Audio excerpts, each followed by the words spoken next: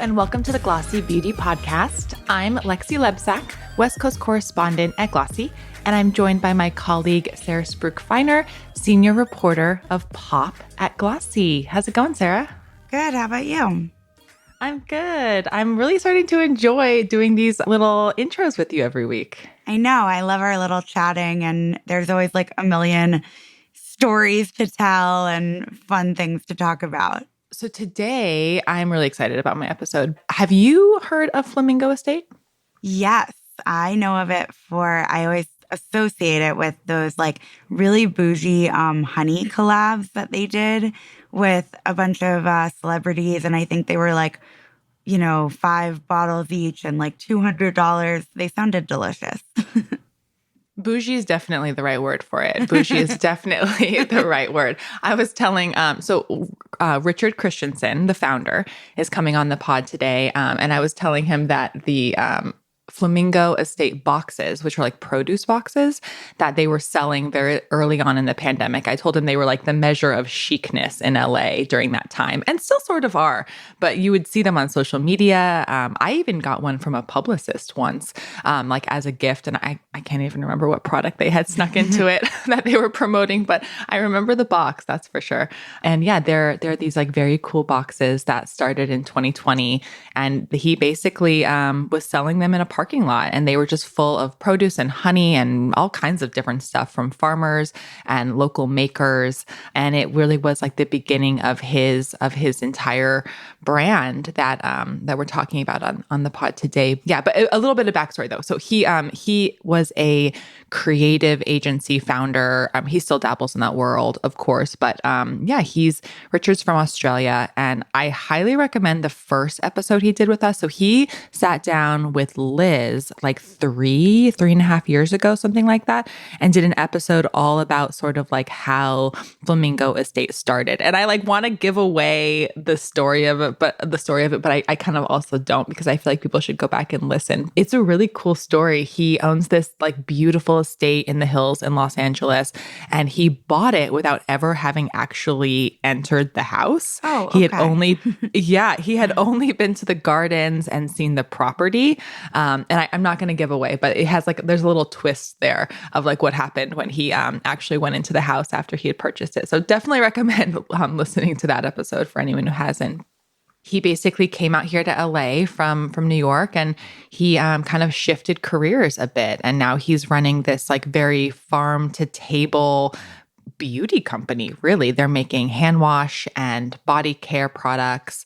And I will share one anecdote from that first episode, which is I thought it was really interesting. So one of the bathrooms at the estate, the water, because of course water is so valuable, water just runs from the tub and the sinks into the garden.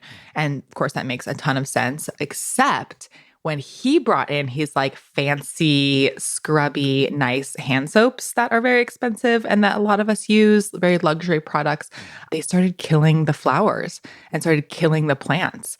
And he had this epiphany, and he was like, we shouldn't really be using products that kill our plants, because what is it doing? What are they doing to our bodies? Interesting. Was it a specific ingredient or something? I think it was just like conventional soaps. Oh, wow. Like, I think, yeah. And so he kind of like went to the drawing board and used all of his decades of experience in the luxury world as a creative agency owner.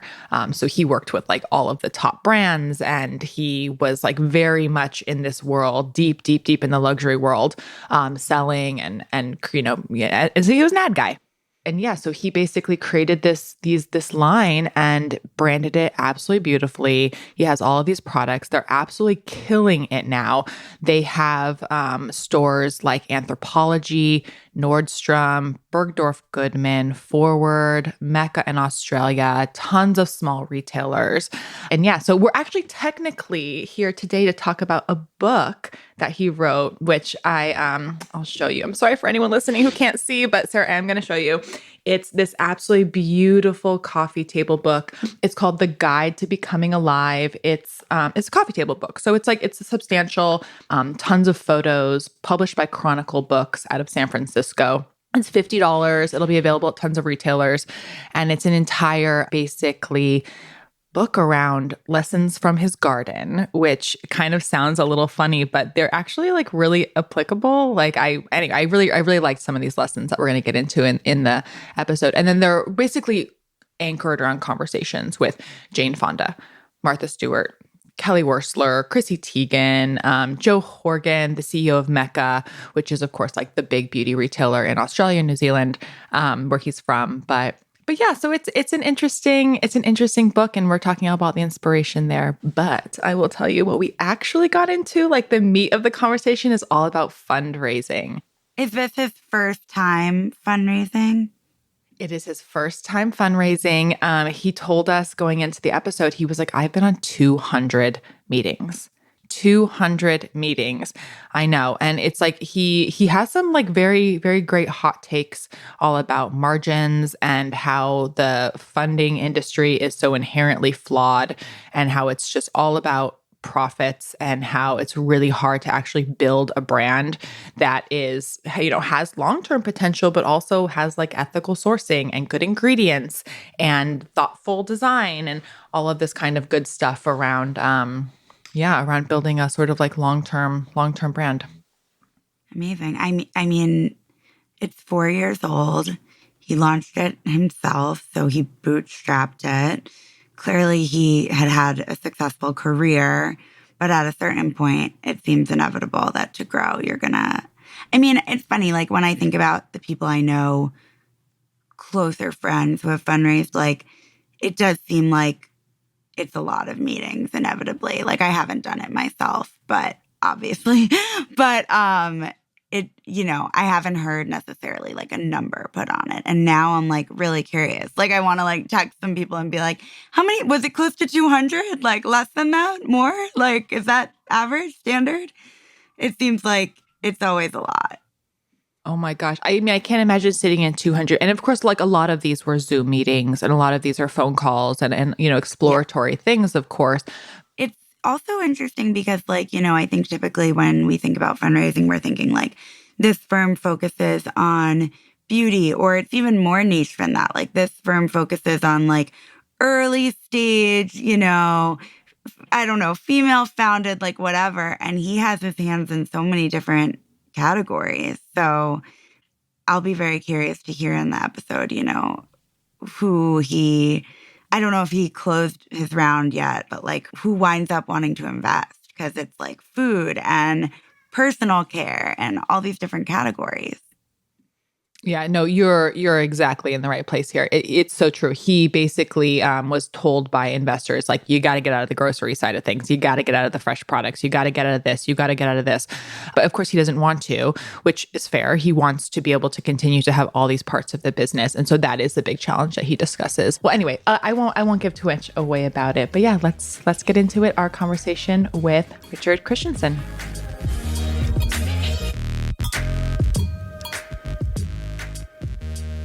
Hello, Richard. Welcome back to the Glossy Beauty Podcast. It has been so long, and I am so happy to be here. There's a whole other world of things to talk about now. Oh, yes. I'm so excited. I really enjoyed your first episode, and definitely recommend it for anyone listening who hasn't heard. Great sort of background all about the estate and your story, and it's very dynamic. But it's been a couple years, and I know that we're trying to talk a little bit about fundraising today, which is one of the big things that's been on your mind. Wow, straight into it. I know. Okay. I know.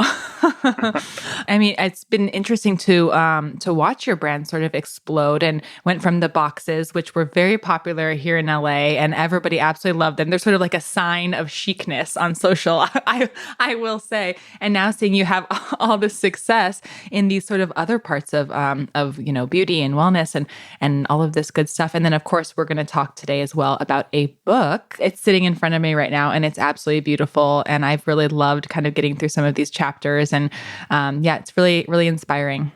Lots there. There's so much to talk about in that book, and we talk about business there a lot. I talked to some people I really admire. Actually, it's a little bit connected to what we were just saying. We, as you said, we started selling vegetables during COVID, and then started making products from those farms. And one farm became 2, became 10, became now 128 farms. And started making. A short version of this is someone said, "Do you want to sell olive oil?" And I said, "We have enough olive oil." He said, "Well, I have a great farm. And I said, as I said in the last conversation we had, I said, he was walking out and I said, oh, maybe we can make soap from your olive oil. And I think that's how we got into the beauty business, I guess. And then Mecca, who some listeners will know, Mecca is an enormous, incredibly dynamic retailer in Australia and New Zealand.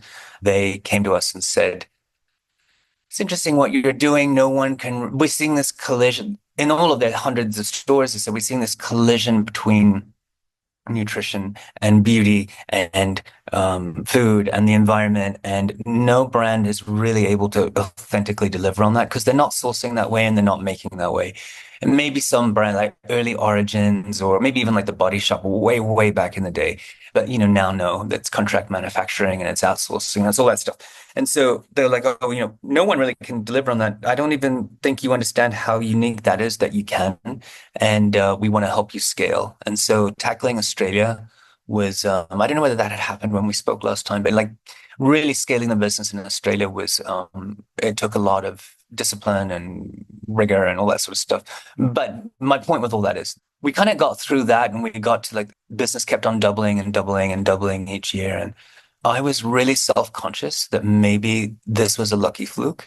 Maybe I was a COVID baby. Maybe, we're a flash in the pan. I was really, really worried about it. And so part of the book was like, how do I, the curiosity around that was how do we talk to other people who have built worlds and then guarded them ferociously or policed them ferociously and other people who are consistently operating on a really high vibrational energy. And I selfishly wanted to know how I could do that too. And so really that was sort of what set me off, to be honest, writing the book. And then I was in Australia, actually. I was working in a Mecca store. I was doing a shop-in-shop sort of appearance, meeting customers. And it was a really busy day. It was in a Melbourne store. And this woman walked in and she just looked really heavy. Her energy was really heavy. She just looked really like her shoulders were down and she just looked like not very fun. And she's like, oh, I came to say hello. How are you? And I said, oh, I'm amazing. And she said, oh, I wish you could teach me how to be amazing too. And we've all felt that way, right? We've all felt down or we've all felt like just overwhelmed. And I certainly had. It was the reason I started Flamingo. I left my old job and wanted to just feel alive again. So, and then right then I was like, oh, this is an idea for a book. Those sort of two ideas colliding, like my own curiosity about how do I keep this thing going? And then like, oh yeah, I kind of did figure out how to be happy. How, maybe I can share some of that. So that's sort of where we go. So it's a very long answer, but that's how the book. And now 600 pages later, we have a book. Well, it's absolutely beautiful. And there, for anyone listening who hasn't seen it yet, it is definitely stunning and perfect for a coffee table. But it's also packed full of really dynamic interviews, very honest interviews with some very big tastemakers and leaders. So one of the chapters that you kind of just alluded to was Find Your Banana.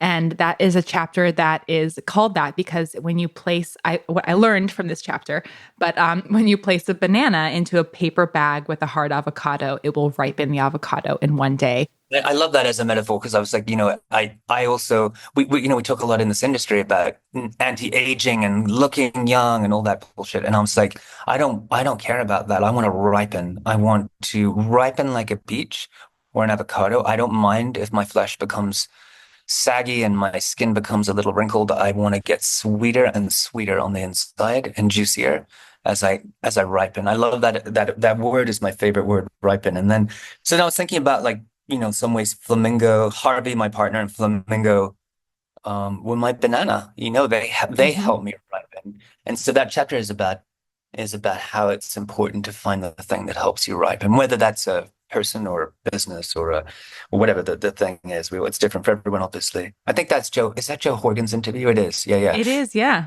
Mm-hmm. The founder of Mecca, who's a oh God, I just saw her last week in Australia. This person who I heard a funny story that back in the day, Joe had just had a folding table at the races, and she was like, I'm going to sell some cosmetics, and now it's a very large, more than $1 billion business, and you go to that business, and it's just like you feel this vibrational energy with everyone there. They're so happy. They're so excited to be there. They have built a culture that's incredible. And Jo herself, I say in the introduction of that book that if you sat next to Jo on a plane and you just would be like, who is this amazing, fun person? You have no idea what a powerhouse she is. And I'm so inspired by her. And so I was really excited to have that interview in there. It's a really good one. And lots of nuggets. Like she talks about, one of my favorite quotes. It's something like if you're not failing all the time, you're not trying hard enough, which it is it's nice, right? Mm-hmm. One of her favorite books is From Good to Great, which you may know. That's sort of her. I really think that's her mantra. She wants everyone around her, including me, to go from good to great. So it's a really good. I love that interview. I left it feeling really excited. Yeah, it was a really good one. And Mecca is just killing it. They have over 100 stores. I talk to Yeah, anyone from Australia or New Zealand. I mean, that's the place. I was lucky enough. I've been in one in New Zealand and it's a beautiful store. It's, beautiful. yeah, it's, I Yeah, mean, it's the place to be shopping any kind of beauty. And you guys have your candles, you have your soaps, and you have your body products in there now. yeah. We have and a lot more. We're doing that. We're building a little. They're about to build the world's largest beauty store. They took over a giant department store in Melbourne, and Wow. it will be the world's biggest beauty extravaganza. It's going to be I just toured the space last week, and we have a really nice section there. Yeah, it's been really wonderful to watch them grow. It's funny though, right? Because Mecca, it's almost they wouldn't say this, and maybe I shouldn't, but that store is the old flagship department store in Australia, and we don't have many department stores in Australia. We have two big national chains. The cosmetics counters were the heartbeat of those stores. It's things that you would walk in and see that it would draw Mm-hmm. people in. And we all know how sad most of those stores are now. And certainly in Australia, they just feel lifeless. And so to take on those giants, to take on big retail with your folding table and say, I'm not just going to match you, but I'm going to crush you. And crushed them. And now has, as you said, over 100 stores and is about to take up residency in the entire building of one of the people she used to compete against. So it's a really interesting David and Goliath story that I really love. Yeah. Well, the book is full of really great stories. There's another chapter I really loved called Work Like Wisteria, which Oh, it's is, the first one I wrote. Yeah, yeah, oh, it's great. really? Oh, Yeah, yeah. wow. I wrote the book in my goat shed, which is next to where my goats sleep, and I sort of work there during the day. And my mom years ago planted wisteria. And some of you that are gardeners know that wisteria is this beautiful vine that grows and grows and grows and grows and grows. You can put wisteria in sand, you can put it in this terrible soil, you can put it in anything, and it will grow and it will grow and it will grow. And so it was a really nice metaphor for work ethic. And every chapter sort of starts with that. It starts with what the garden can teach us about living, and then we connect it. And in this situation, I was thinking, who do I know that works like wisteria? And I was like, oh, it's Martha Stewart. Mm-hmm. And I don't know whether you've seen, if anyone hasn't seen the Netflix documentary that just came out, it's very good. Mm-hmm. Uh, and so I called Martha and I said, hey, can we talk about work? And we have, I think one of the funniest conversations in the book is that one. It's a great conversation. And it's very Martha being Martha. And yeah, and that was sort of, they set the construct up. So then for all the other chapters, I started to think about people as I was thinking about plants. And so that's how we got to Jane Goodall and Jane Fonda and Ellen DeGeneres and Chrissy Teigen and all the so on and so forth. And not just like celebrities, but there's also, I think, a very powerful conversation with a farmer in Mexico. There's another one with David Leon, who's a regenerative environmental, champion in Hawaii. There's a gratitude expert in Tasmania and the bottom of Australia. So there's different people but all of them connected by this idea of just living really well. Yeah. Yeah. Well, I won't give away too much more, but yeah, it's a really cool book and I definitely recommend it. I really appreciate that. Thank you. Of course. Well, I guess for our business listeners out there, I have to ask, how does the book sort of fit into the wider strategy of Flamingo Estate right now? Oh my God, what a good question. It's a couple of things. I mean, obviously a rising tide lifts all ships. I think I, I mean, maybe I'm going to answer this the long way. My old life, I was in advertising and I used to make up stories for brands like everyone does. And I felt dirty after doing that for 20 years. I felt like I was selling a lot of stuff on inaccurate pictures of brands. And I obviously started this from a very honest place. It was my home. I felt like I was sort of making up for lost sins, and I didn't want to fall into that trap. And so I've always like been really good about those principles, about sourcing, about the way we treat our farms, about the way we work with farmers and the way we give money back and all that sort of stuff. What I've grown really, really fatigued by are these sort of one-dimensional, I call them empty calorie brands, and many come to mind, but just sort of the brands that we see on the shelf that are there's no story there. There's no real outside they're packaging basically and photography. There's no like real idea there or real heart. And I think we're only going to see more of that. It's so frustrating the speed at which people can copy now. I think AI is going to make that even more toxic. Access to capital and sort of the glut of stuff. I think there's just so much shit in the beauty industry, and so much stuff. I hear these founders come and say, "Oh, I created a product because I couldn't find one." I was like, "Where on earth were you looking?" Thank you. And so I went to the Women's Wear Daily Beauty Conference and met all these people, and I was like, "You're just all producing the same sort of stuff." Oh, and I really just like sort of from a sourcing point of view, especially from a sourcing point of view, which is my passion, and an environmental point of view, just got really frustrated at that. Sorry, this is a long way of saying, my dream for Flamingo is that we become a media platform, that we become a resource for the green world, that we become a conduit to give money back to the green world. So I think, in this bit, we'll talk about fundraising in a minute, but part of this is also my reaction against that, because this need for margins and this need for hyper focused growth and this need for just like all the stuff that strips out the heart of a brand because you get so rational. I just was doggish about wanting to do a book that was broad and interesting and didn't sell any product and just was another stake in the ground in terms of like how I feel about the world, how we feel like we belong in the world.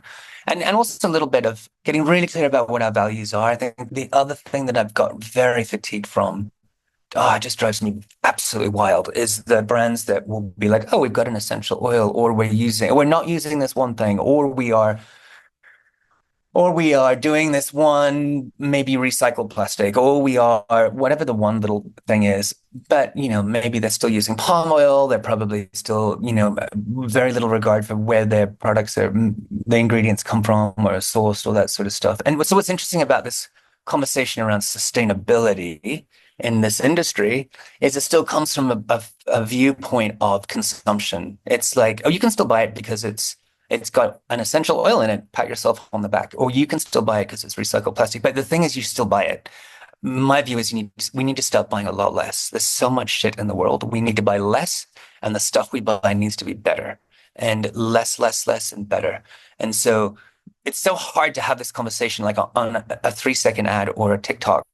It's not enough oxygen. So I don't know whether people are going to read the book or not, but I wanted to get it all out there and just, lay that out. You're speaking my language right now. I completely agree with you on so much of this. There's too much stuff. The stuff out there is marginally better each time, and it's just not getting to, I think, where the industry thinks it is. Yeah. Why do we need all that stuff? I think there's actually a great interview in the book with Alice Waters, the chef from Chez Panisse, who obviously is the champion of the regenerative farm movement, but really started farm to table eating in this country. She says this really interesting thing. She says that what you put in your mouth is what you put in the world. And from her, she goes on to explain that sort of in the 1940s, when fast food started and when processed food started, we digested the values of those things faster, cheaper. More is better, with very little regard for what that meant for the planet or other people. And she says that eating that way is both irresponsible and incredibly selfish. I think the same is true of the beauty industry. I think it's not just the food we're digesting. I think it's all the stuff our skin is absorbing. We are absorbing the values of those things. Cheaper, more, with very little regard for the people that make that stuff. And so, I said in the book, and I've said in some interviews recently, like, I want to build $1 billion brand. I know I'm going to build $1 billion brand. And it's not because I want to get rich. It's because I want to be able to turn around to L'Oreal in 10 or 15 years and say, no one said that we could build and scale a brand that sources this way directly from farms. And no one's done it. And I'm going to do it so that other people can see that it can be done. And we can get rid of all that shit that's on the shelf, Well, you are literally giving me goosebumps right now.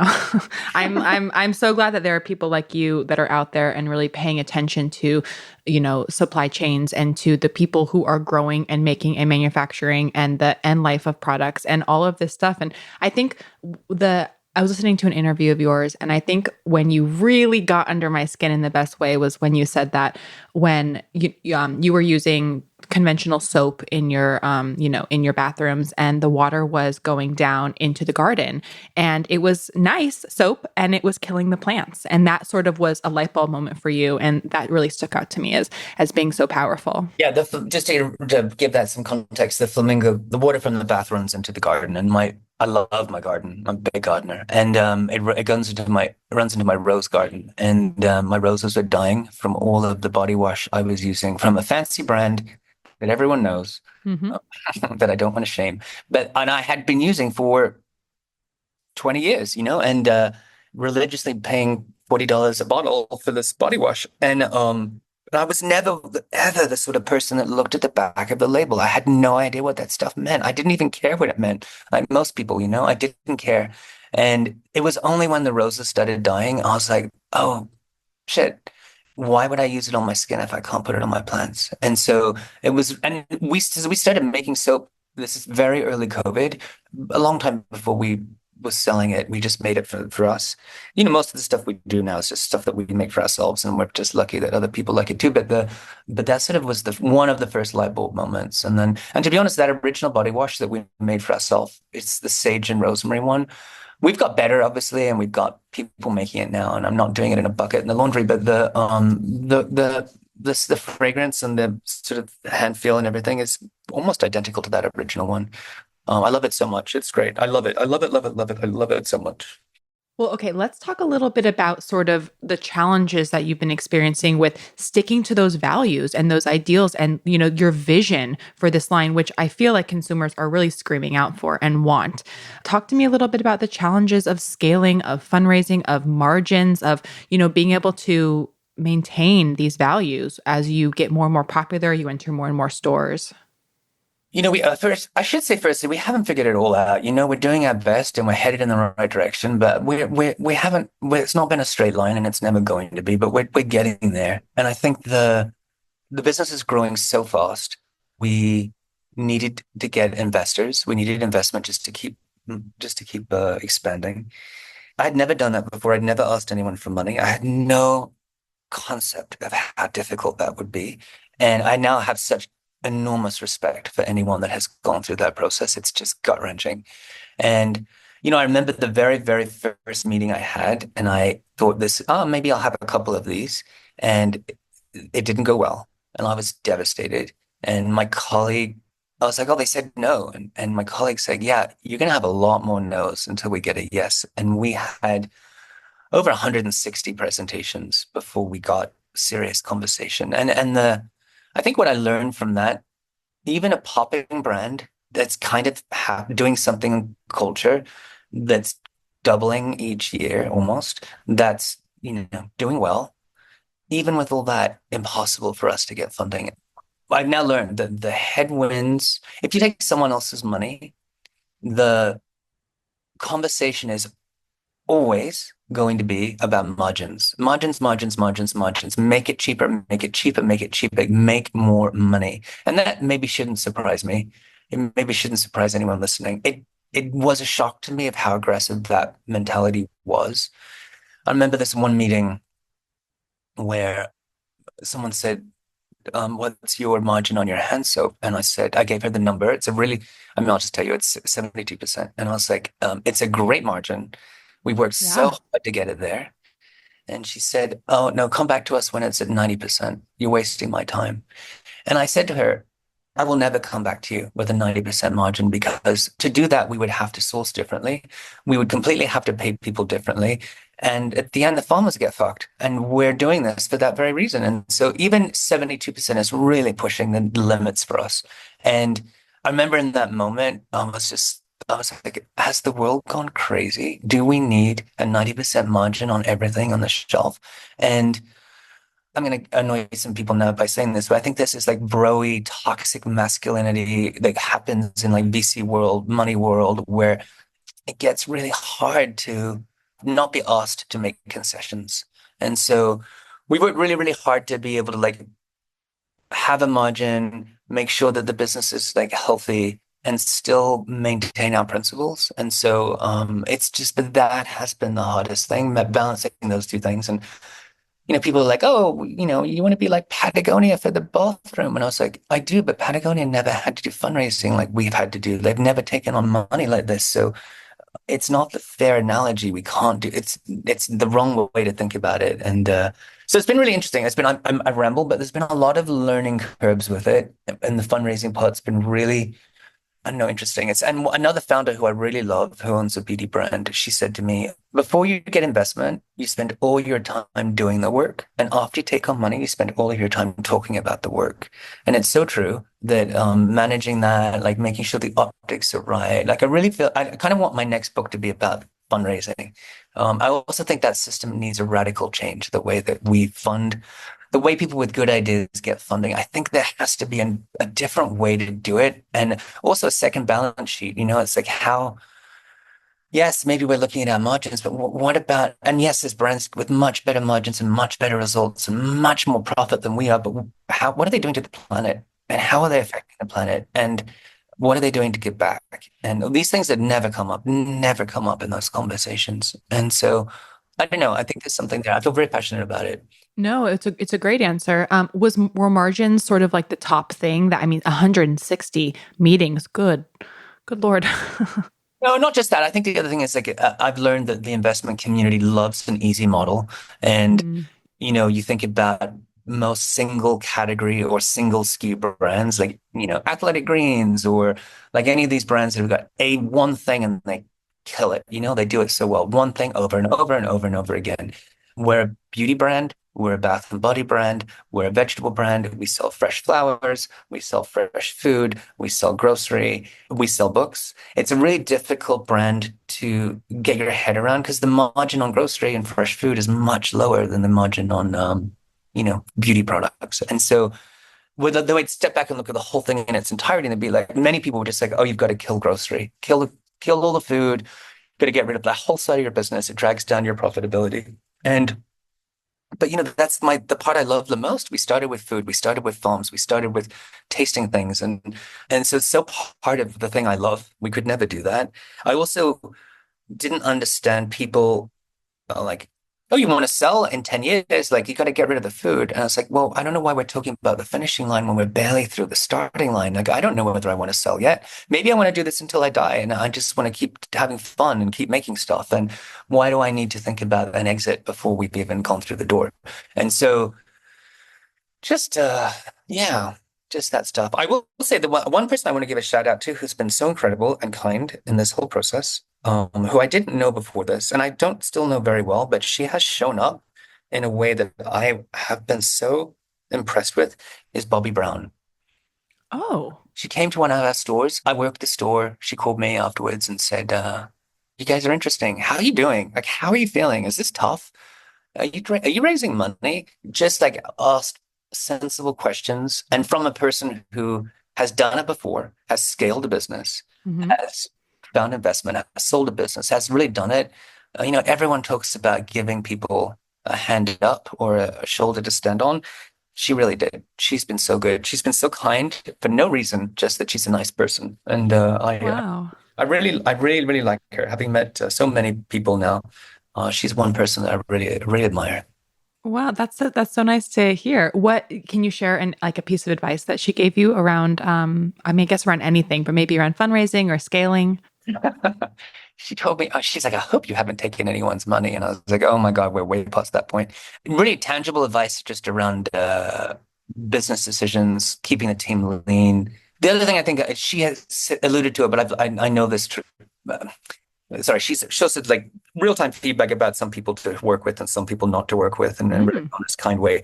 One thing that she did say, which I already know, and I learned this really from my agency days, but I think it's so important for people that have brands is, people would come to my old agency, big companies, little companies, luxury brands, all sorts of brands, and they'd all have different briefs. But ultimately, I think they're all asking us the same question, which was help us act small again.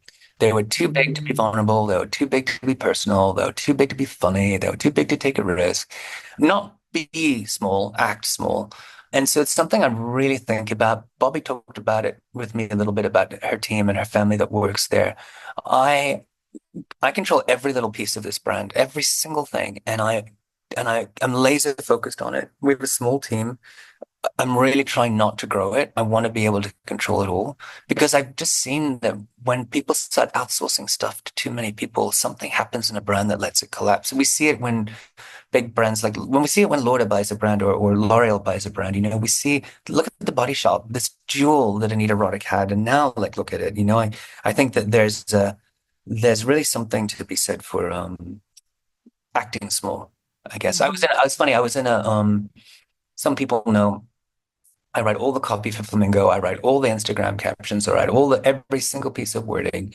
And I remember standing in line at a hotel at a conference, actually a beauty conference, and this sort of older guy was in front of me. He's clearly like the president or the chairman of the company or something. There was a huge gaggle of people around him, and so big brand, important person, and one of his colleagues came up and said, "Oh, I want to introduce you to Sally. Sally's going to be running the social media." And Sally was like, 20, 19. Mm-hmm. Never met the guy before, super shy.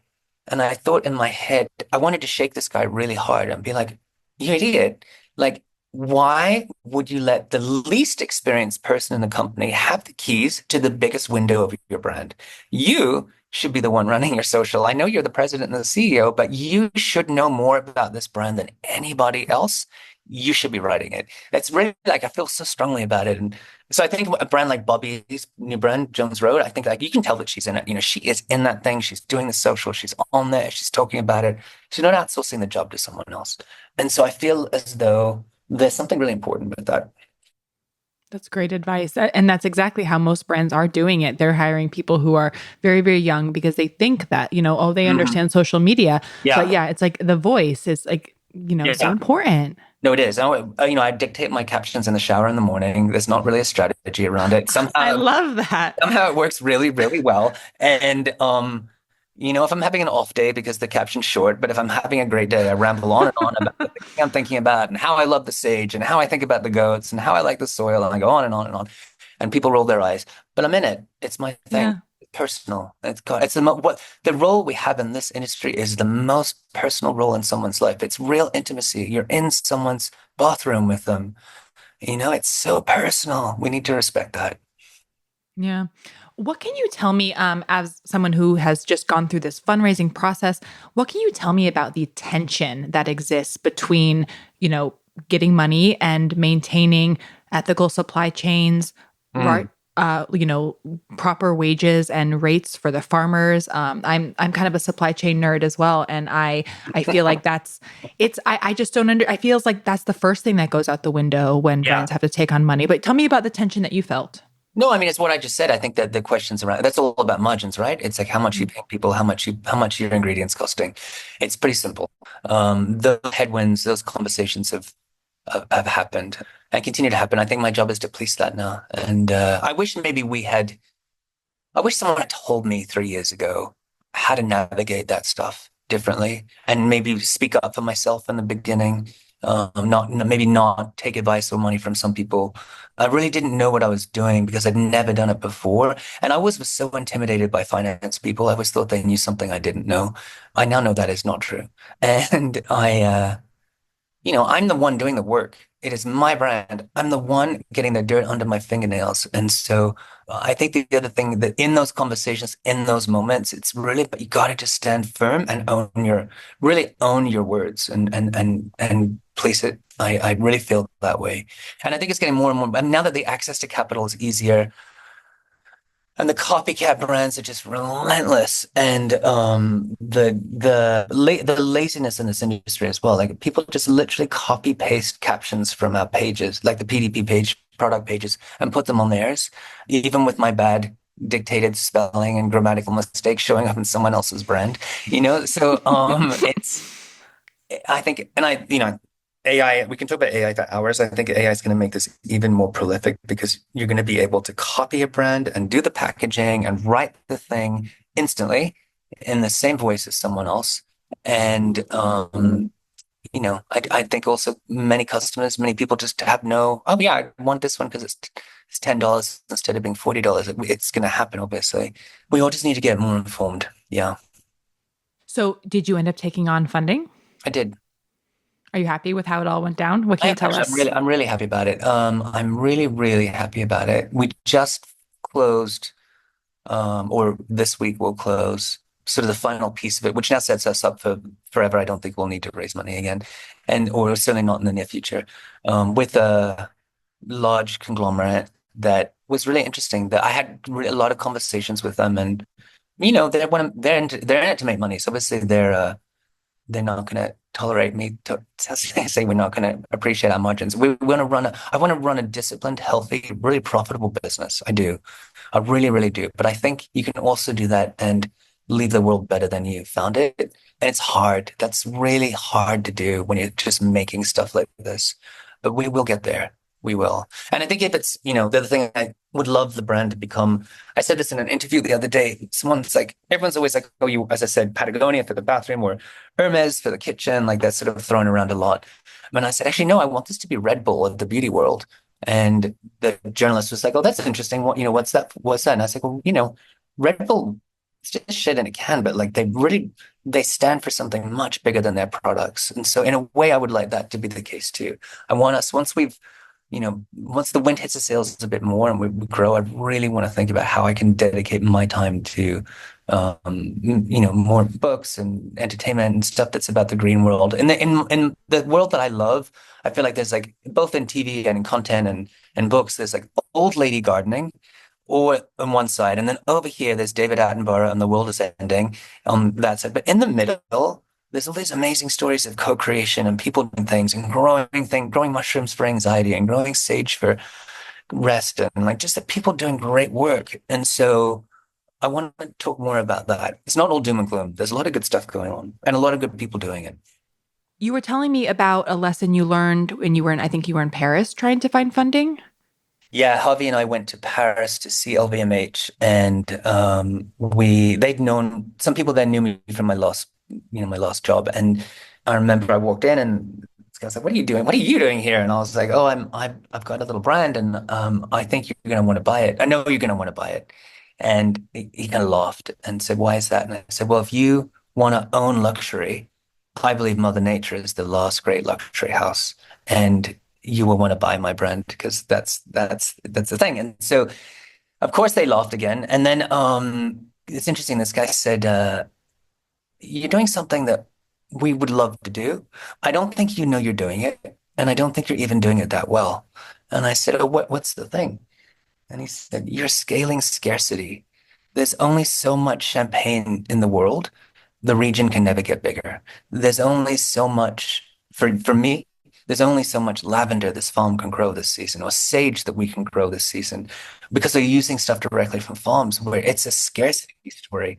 They didn't give us any funding, and they kind of laughed me out the room. But that advice stayed with me. It was such good advice. Scaling scarcity, and scarcity is luxury, right? So instantly, sort of that changed when I started to write the copy. I was like, oh, this 300 bottles only, or 600 bars of soap only, or whatever things are. This one harvest from this one farm, and we'll never. And all like this season, the oil is really great because of the rainfall and the sunshine, and all these things as time capsules because each season is different. It should always smell different as the rain comes or the sun comes. It was such good advice on how to articulate the value proposition of what we're doing is scaling scarcity.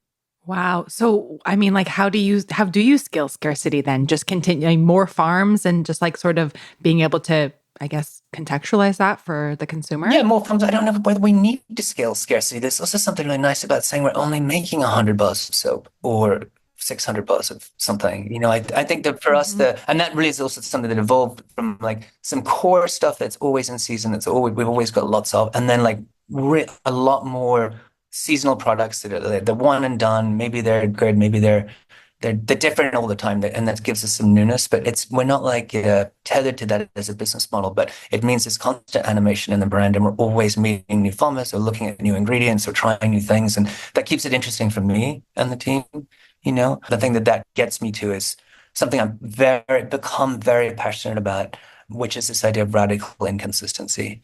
That I maybe spoke about it last time. You go into a Sephora or wherever, and like you expect the thing you buy to be exactly the same every time. And I think that's the wrong way to look at it. It's so boring. Like if you're making it from a farm and you're harvesting it from the ground, it should be different each time. We expect it from wine. We expect it from olive oil. So why don't we expect it from hand soap? This idea of like, how exciting is that? Making things radically inconsistent, always really good, but inconsistent. It was a really hard sell to get wholesalers to see my point, but we got there in the end.